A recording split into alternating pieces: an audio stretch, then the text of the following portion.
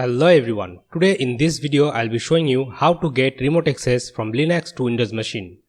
As a Linux machine I'm gonna use Ubuntu, and for Windows machine I'll be using Windows 10 and Windows 11. I will try both LAN and one machine using Windows Remote Desktop for Windows and Remmina software for Linux.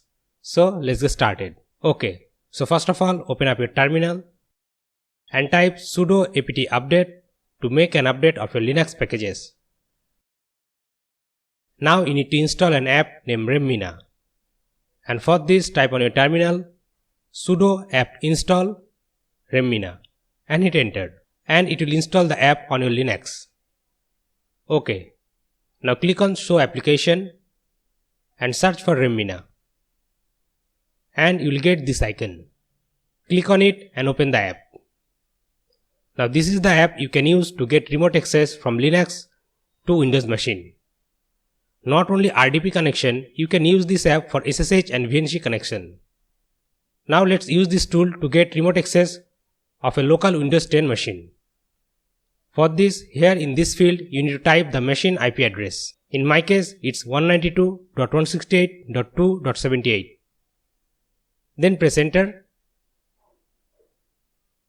Then here you need to type the username and the password. Now click on OK.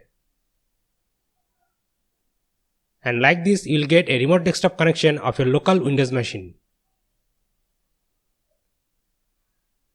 Okay, now guys let's try to get access Windows 11 PC from a one connection. So here I'm gonna type the machine public IP address and the port number. Now again here I need to type the username and the password. Now click on OK. And here guys you can see I got remote access to my Windows 11 computer from a Linux machine. So guys, that's all for today. Hope you liked this video. So give it a big thumbs up and share this video with your friends. And do subscribe to our channel to get more interesting videos. Thanks for your watching.